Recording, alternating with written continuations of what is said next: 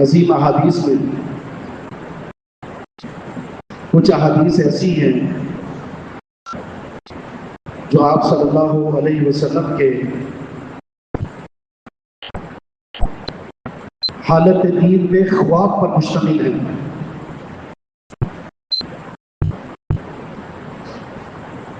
بہت سارے خواب آپ نے دیکھے، بہت ساری شخصیات کے بارے میں دیکھے، بہت سارے مقامات کے بارے میں دیکھے۔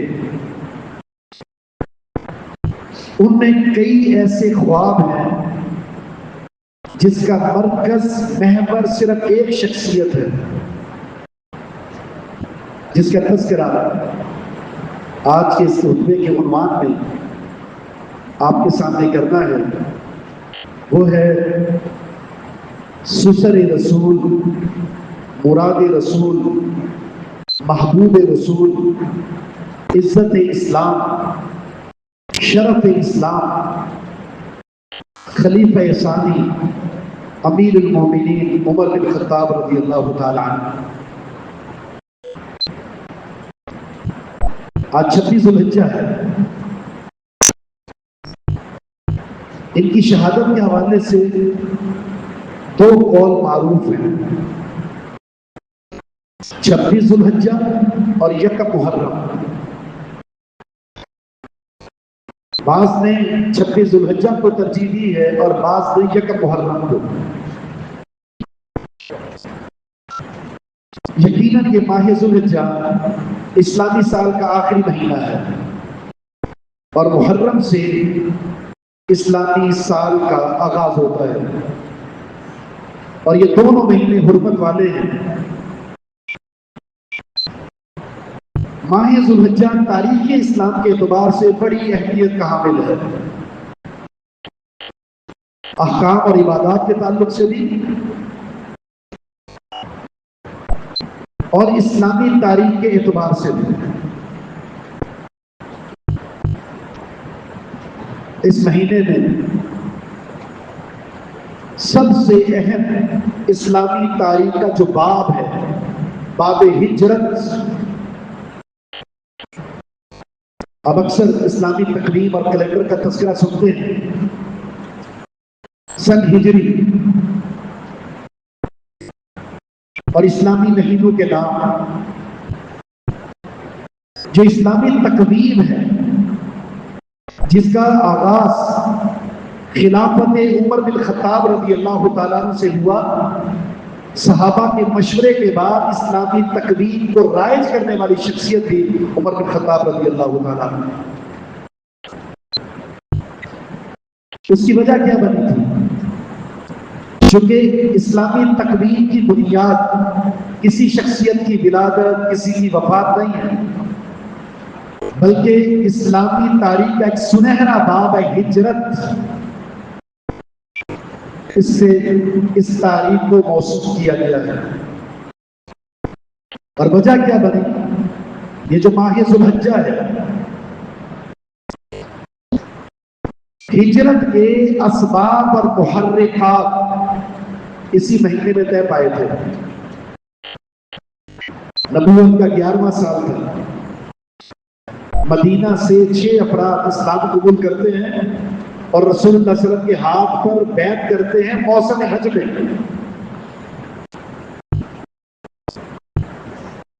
وادی مینا کے اندر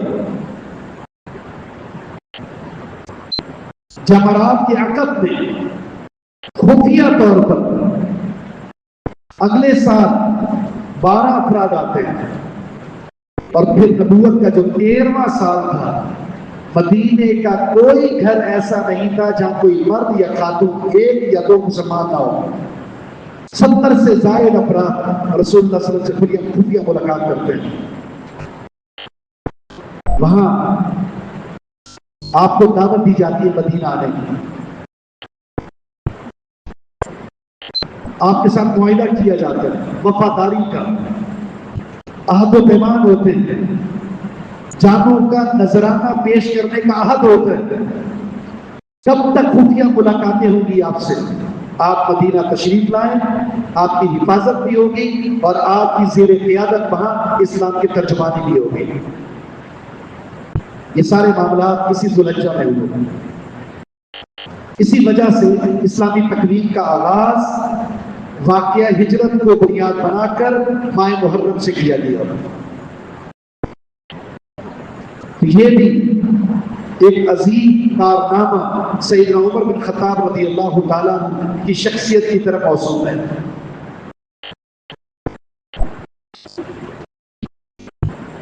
سیدنا عمر رضی اللہ تعالیٰ پیارے پیغمبر علیہ السلام نے ایک خواب دیکھا. بین انا علی بئر، رسول اللہ صلی اللہ علیہ وسلم فرماتے ہیں کہ میں خواب میں دیکھتا ہوں میں ایک کنویں کے پاس ہوں، میرے ہاتھ میں ڈول ہے، اس ڈول کے ذریعے کنویں سے میں پانی نکال کر لوگوں میں تقسیم کر رہا ہوں. ایک وقت کے بعد مجھ سے وہ ڈول لے لیا جاتا ہے اور وہ ڈول ابو بکر کو دے دیا جاتا ہے.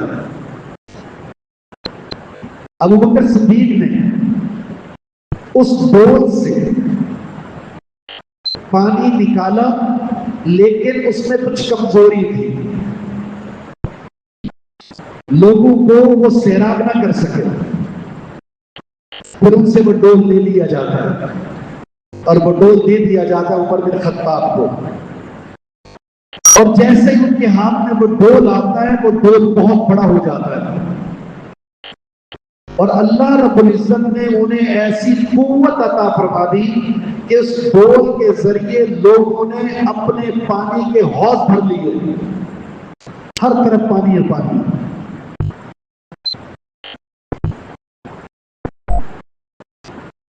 اس کی تعبیر کیا ہے؟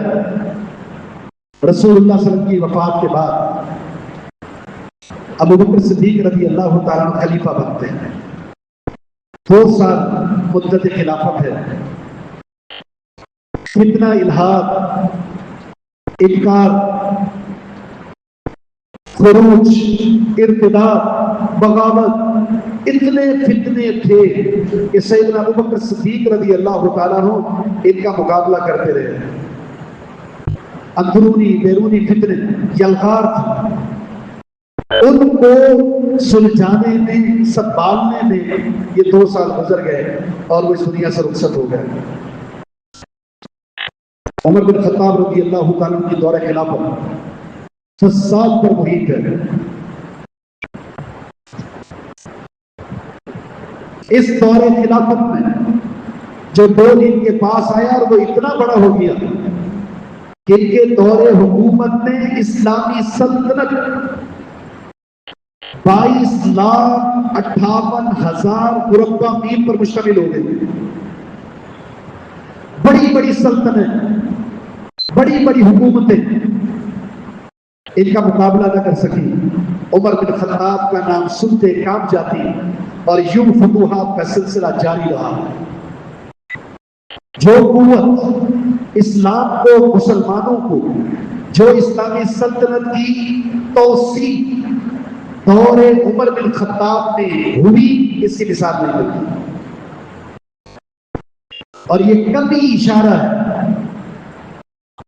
بالکل مضبوط اشارہ کہ رسول اللہ صلی اللہ علیہ وسلم کے بعد خلافت کے منصب کے اہل اگر کوئی شخصیت ہے تو وہ ابو بکر صدیق رضی اللہ تعالیٰ عنہ ہے بلا فصل. اور اس کے بعد اس خلافت کے حقدار اگر کوئی ہے تو وہ عمر بن خطاب رضی اللہ تعالیٰ عنہ بلا اختلاف. مسلمانوں میں ان 4 خلفاء کی خلافت کی بالترتیب کوئی اختلاف نہیں. ابو بکر، عمر، عثمان، علی رضی اللہ عنہم اجمعین. اور کیا حسن ترتیب اللہ نے رکھی ہے. پہلے 2 خلیفہ ابو بکر اور عمر رسول اللہ صلی اللہ علیہ وسلم کے سسر ہیں، اور اگلے جو 2 خلیفہ ہیں عثمان و علی رضی اللہ عنہ رسول اللہ صلی اللہ علیہ وسلم کے سسر ہیں.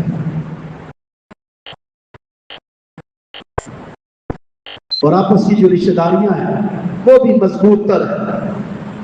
سیدنا عمر رضی اللہ تعالیٰ عنہ قریش ہی کے خاندان سے تعلق رکھتے ہیں، بنی عدی سے، اور نبی پشت میں ان کا تعلق رسول اللہ صلی اللہ علیہ وسلم سے جڑ جاتا ہے۔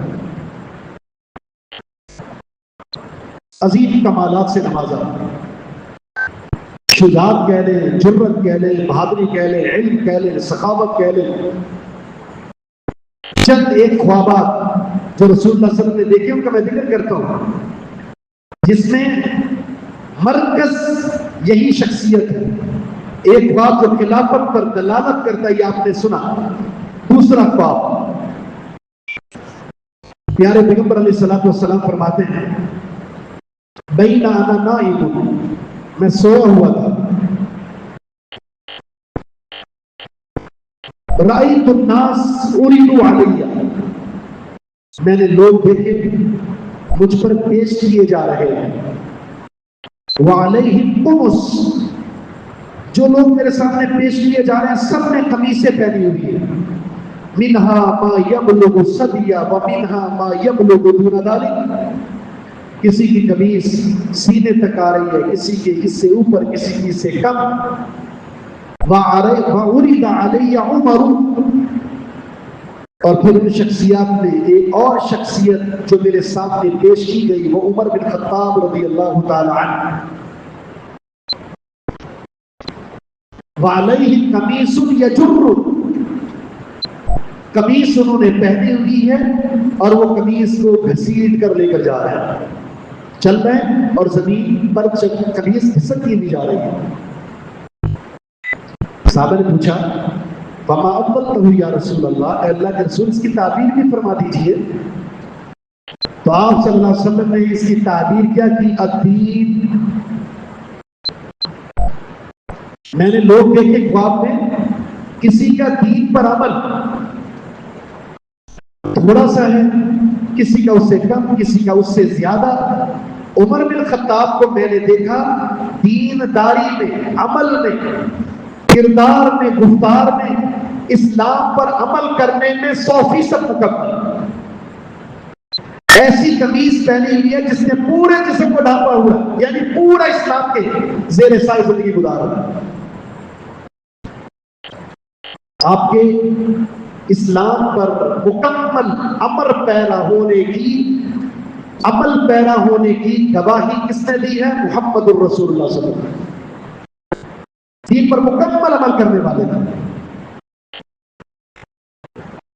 جس طرح رسول اللہ صلی اللہ علیہ وسلم نے خواب کے اندر، نبی کا خواب وہی ہے، سچ ہے، آپ نے تعبیر یہ کی کہ یہ دین پر مکمل عمل کرنے والے تھے، بالکل کامل ایمان کی گواہی بھی محمد الرسول اللہ صلی اللہ علیہ وسلم نے اپنے زبان مبارک سے دی۔ عبداللہ بن ہشام رضی اللہ تعالیٰ فرماتے ہیں کنا مع رسول اللہ صلی اللہ علیہ وسلم فی سفر، ہم ایک سفر میں رسول اللہ صلی اللہ علیہ وسلم کے ساتھ ہیں، اور آپ صلی اللہ علیہ وسلم نے عمر بن خطاب رضی اللہ تعالیٰ عنہ کے ہاتھ کو اپنے ہاتھ میں لیا ہوا ہے۔ سیدنا عمر رضی اللہ تعالیٰ عنہ نے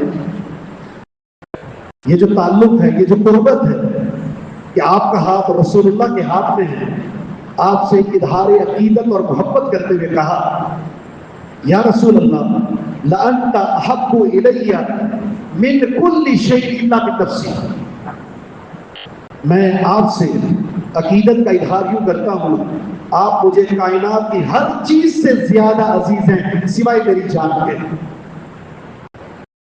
ہر چیز سے زیادہ محبت ہے۔ تو آپ نے فرمایا یا عمر لا حتی اکون والذی نفسی بیدی حتی اکون احب الیک من نفسی، بات تب بنے گی، ایمان مکمل تب ہوگا جب تم مجھے اپنی جان سے بھی زیادہ عزیز تر سمجھنے لگ جاؤ گے۔ تو سیدنا عمر نے فرمایا فالآن انت احب الی من نفسی، اگر بات یہ ہے تو اللہ کے رسول آج کے بعد عمر کا عقیدہ یہ ہے آپ مجھے کائنات کی ہر چیز سے زیادہ، حتیٰ کہ میری جان سے بھی زیادہ مقدم اور عزیز تر ہے۔ تو رسول اللہ صلی اللہ علیہ وسلم نے فرمایا عمر اب تمہارا ایمان مکمل ہو گیا ہے۔ ایمان کے کامل ہونے کی گواہی اللہ کے رسول نے دے دی. صحیح بخاری کی حدیث. اس سے پہلے جب باب دیکھا یہ حدیث بھی صحیح بخاری کی. اس میں رسول اللہ صلی اللہ علیہ وسلم نے دین کے مکمل دین پر مکمل عمل پیرا ہونے کی گواہی بھی رسول اللہ صلی اللہ علیہ وسلم نے دی. یہ تو موجودگی میں ہے نا, یہ تو موجودگی میں ہے. رسول اللہ صلی اللہ علیہ وسلم نے ابو بکر اور عمر رضی اللہ عنہما اتنی عظیم ترین شخصیات ہیں, آپ کی محبوب ترین شخصیات ہیں, ان کی غیر موجودگی میں بھی رسول اللہ صلی اللہ علیہ وسلم نے ان کے ایمان کی گواہی دی ہے. رسول اللہ صلی اللہ علیہ وسلم نے ایک واقعہ بیان کیا بنی اسرائیل کا, سب کا اقوام کا. ایک شخص اپنی گائے پر سوار ہے, گائے رک گئی اور اس نے اپنے مالک کی طرف اپنی گردن کو گھما کر کہا اِنَّا لَمْ نُخْلَقْ لِهَذَا إِنَّمَا خُلِقْنَا لِلْحَرْثِ. اے مالک, جس مقصد کے لیے تو ہمیں استعمال کر رہا ہے سواری کے لیے, ہمیں تو اس مقصد کے لیے پیدا ہی نہیں کیا گیا. ہمیں تو کھیتی باڑی کے لیے پیدا کیا, ہل چلاؤ, وہ مقصد حاصل کرو ہم سے. صحابہ کرام مجلس میں بیٹھے ہوئے تعجب کہا سبحان اللہ بقرۃ تتکلم, گائے نے بات کی. تو آپ نے فرمایا ہاں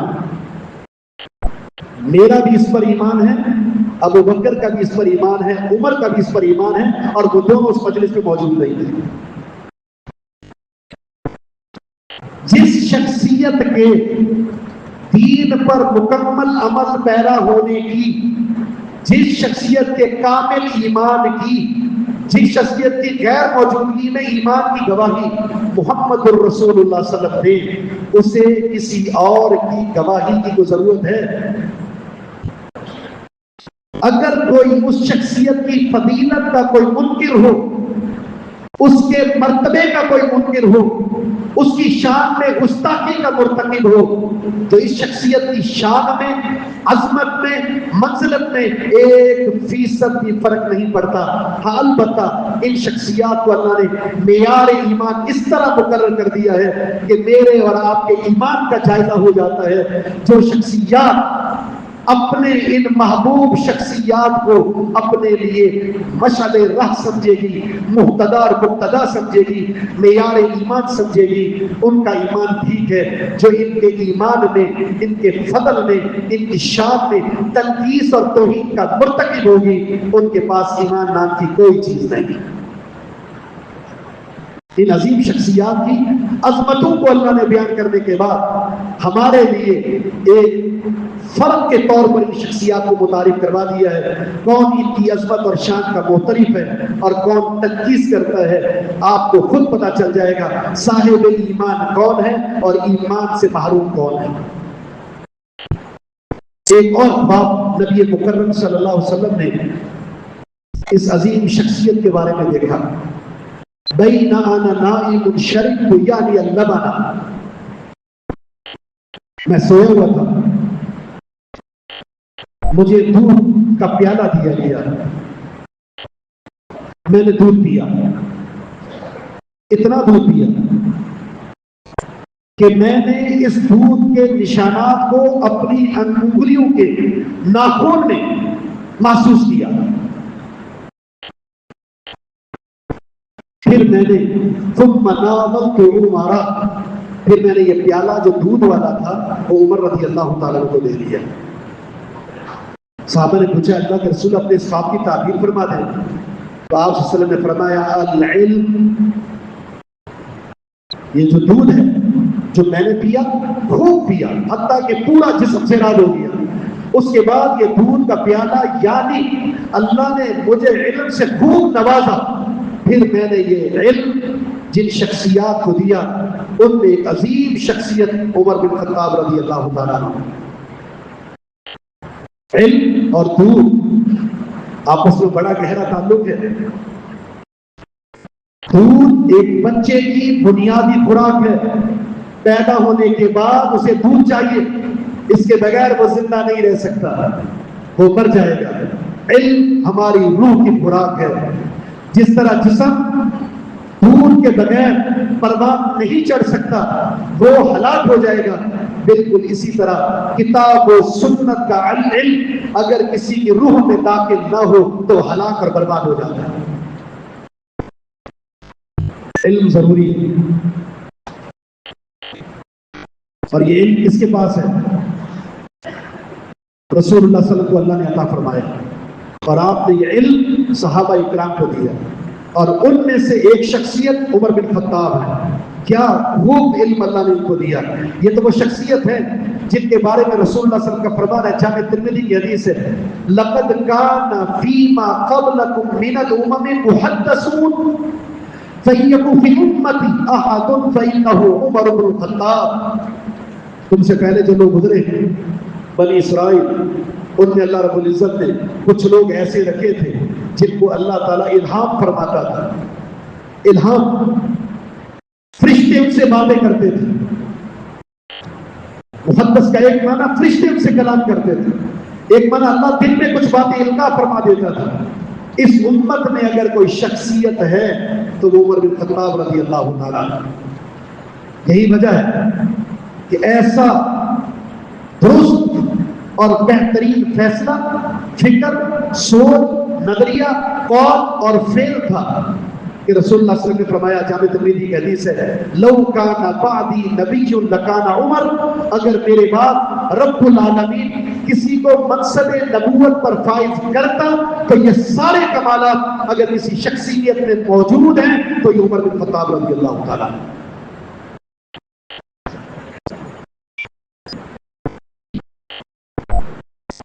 آپ ایک اور کمال عمر بن خطاب رضی اللہ تعالیٰ کا جو سب سے عجیب تر ہے، سب سے عظیم تر ہے، وہ کہتے ہیں وافقت ربی۔ کیا حق اللہ نے زبان پر جاری کیا ہے، کیا الہامات ہوتے ہیں کہ قرآن کریم کے بہت سارے مقامات ایسے نظر آئیں گے جو اللہ نے قرآن میں نازل کیے محمد الرسول اللہ صلی اللہ علیہ وسلم پر وحی کر کے، لیکن وہ رائے عمر بن خطاب رضی اللہ تعالیٰ عنہ کی تھی۔ مثلا اللہ کے رسول سے کہا، صحیح بخاری کی حدیث ہے، اے اللہ کے رسول صلی اللہ علیہ وسلم، اگر آپ مقام ابراہیم کو مصلی بنا دیں، یہاں جائے نماز بنا دیں، یہاں نماز پڑھنے کی آپ اجازت دے دیں، نماز کا آغاز کر دیں، کیا ہی اچھا ہوگا۔ یہ رائے پیش کی، رب العالمین نے قرآن بنا دیا، وَاتَّخِذُوا مِن مَّقَامِ إِبْرَاهِيمَ مُصَلًّى۔ طواف کرنے کے بعد آپ نے مقام ابراہیم پر جا کر اس آیت کو پڑھیں اور اس کے بعد وہاں 2 رکعت نماز پڑھیں۔ طواف کا حصہ بنا دیا۔ اب آپ نے 2 رکعت مکمل کرنی ہے، آپ کا طواف مکمل ہو گیا۔ دوسری رائے پیش کی، اے اللہ کے رسول صلی اللہ علیہ وسلم، امہات المومنین، آپ کی گھر والی، طرح طرح کے لوگ آپ کے پاس آتے ہیں، کسی کی سوچ کیسی، کسی کا نظریہ کیسا، تو کس خیالات کا حامل ہے۔ اگر آپ ان خواتین کو پردے کا کہہ دیں تو کیا ہی خوب ہوگا۔ رب العالمین نے قرآن کریم نازل کر کے نبی علیہ الصلوۃ والسلام کو مطلق بھی اور ازواج النبی کو پردے کا حکم دے دیا۔ یا ایھا النبی قل لازواجک وبناتک ونساء المؤمنین یدنین علیہن من جلابیبہن۔ تیسرا مقام، 2 طرح کے الفاظ ہیں۔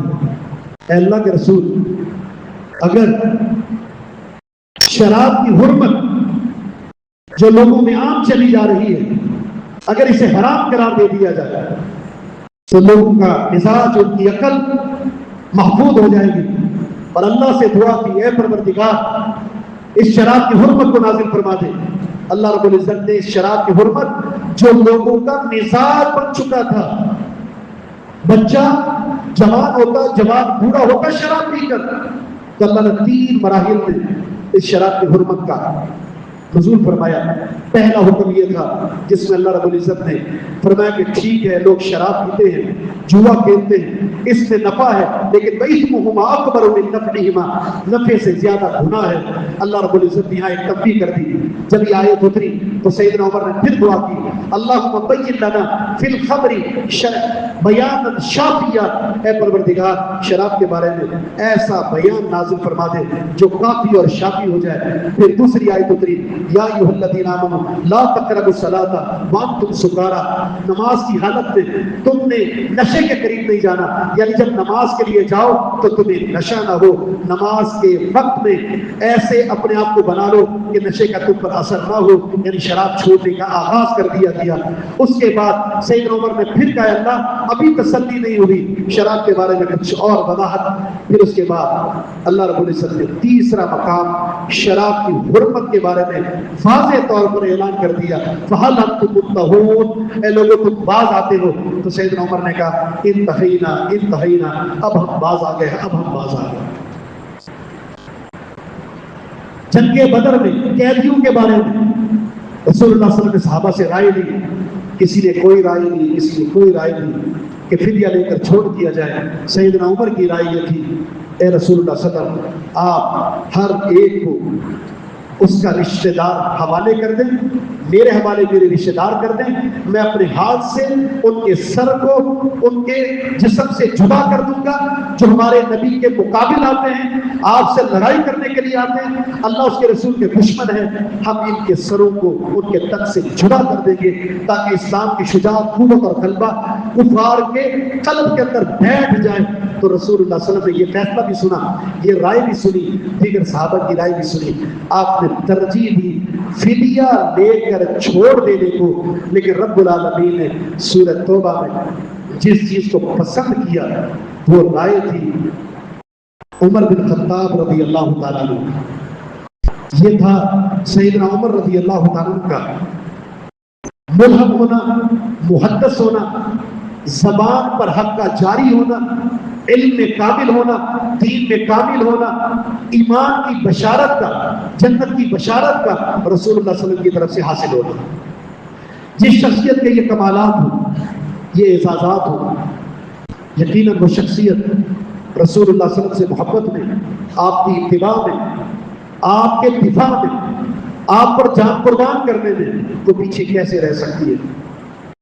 اس قدر بشارتوں کے بعد جب یہ نماز فجر پڑھانے کے لیے مسجد نبی میں امامت کروا رہے تھے، ایک دشمن نے جو صفوں میں چھپا ہوا تھا خنجر کے ذریعے وار کر کے ان کو شہید کر دیا۔ سیدنا عمر رضی اللہ عنہ شدید زخمی ہوئے تھے، گھر لایا گیا، سر مبارک سیدنا عبداللہ بن عمر کی گود میں، اپنے بیٹے سے کیا کہا، اے بیٹے اس سر کو زمین پر رکھ دو۔ سر زمین پر رکھا، رخسار مبارک کو زمین پر دائیں طرف مارا، بائیں طرف مارا اور کہا ہے پروردگار اس شخصیت کو اگر تو نے معاف نہ کیا، اس کا معاملہ برابری کے ساتھ نہ کیا تو میں ہلاک ہو جاؤں گا۔ اے اللہ میرا معاملہ کفاف کر دینا، نہ کچھ دینا پڑے نہ کچھ لینا پڑے، مجھے آسانی کے ساتھ نکال دے۔ اور آخری دم تک اتباع سنت کا عالم یہ تھا، ایک شخصیت کو دیکھا جو ملاقات کر کے واپس جا رہی تھی، شلوار ٹخنوں سے نیچے تھی، انہیں بلایا اور کہا کہ اپنی شلوار کو ٹخنوں سے اوپر کر لو، یہ جہنم سے بچاؤ کا ذریعہ بھی ہے اور تمہارے لباس کو گندگی سے بچاؤ کا ذریعہ بھی ہے۔ یہ کامل اتباع، تقوی اور اپنی عبادات پر باوجود اس کے کہ جنت کی بشارتیں مل چکی، مبشر بالجنت، ایمان کی گواہی ہے، عمل کی گواہی ہے، لیکن تواضع کا عالم یہ ہے، رب العالمین سے دعا کر رہے ہیں اللہ معاملہ کفاف والا کر دے، اے اللہ بچا لے، اگر تو نے نجات نہ دی تو میرے لیے معاملہ ہلاکت کا ہوگا۔ تو ان شخصیات کو جب ہم اپنا آئیڈیل بنائیں گے، ان کی سیرت کو پڑھیں گے، ان کی سیرت کو اجاگر کریں گے، اپنے بچوں کو خلفاء راشدین اور صحابہ کی سیرت سے ہم کنار کریں گے تو یقیناً معاشرے کے اندر ایسے کردار کے حامل لوگ پیدا ہوں گے۔ آج معاشرے میں جعلی پروپیگنڈے کے نام پر کبھی توہین اسلام کا ارتکاب کیا جاتا ہے، کہیں توہین صحابہ کا، کہیں خلفاء راشدین کا، کہیں ابوبکر عمر اور عثمان رضی اللہ عنہ کا، کہیں امہات المومنین کا، کہیں دیگر صحابہ کا۔ اسلام کی سند کو مٹانے کی ناپاک کوشش کی جاتی ہے، ایسے میں ہم سب کی ذمہ داری بنتی ہے اپنے بچوں کو ان عظیم شخصیات کے کارناموں سے آشنا کروائیں، انہیں متعارف کروائیں، ان کی سیرت کو پڑھیں، ان کی سیرت کو پڑھائیں، اپنے بچوں کے نام صحابہ کے نام پر رکھیں۔ یہ محبت کا اظہار ہے۔ ہر گھر کے اندر عائشہ ہو، ہر گھر کے اندر عمر اور ابوبکر عثمان علی رضی اللہ تعالیٰ، حسن حسین اور دیگر صحابہ اکرام کے تذکرے ہوں۔ یوں اگر صحابہ کی سیرت کو زندہ کریں گے، ان کے ناموں کو آپ معروف کریں گے، ان کے کارناموں کو پہچانیں گے اور پہچان کروائیں گے، تو یہ جعلی پروپیگنڈا دفن ہو جائے گا، ان کی کوئی حیثیت نہیں۔ اسلام غالب ہو کر رہے گا، لیکن ضرورت اس چیز کی ہے ہم اس اسلام کی نصرت میں استعمال ہوں۔ رب العالمین سے دعا ہے کہ اللہ رب العزت ہمیں ان اسلام کی عظیم شخصیات کی قربانیوں کو پہچان کر ان کی سیرت کو اختیار کرنے کی اللہ میں توفیق عطا فرما دے۔ اللہ سچی محبت اور عقیدت ہمیں اپنے دلوں میں بٹھانے کی توفیق عطا فرما دے۔ غلو، افراط و تفریط سے بچ کر جو ان کا اصل کردار ہے اسے پہچانے اور لوگوں میں عام کرنے کی اللہ توفیق عطا فرما دے۔ وما توفیق الا باللہ، وآخر دعوانا الحمد للہ رب العالمین۔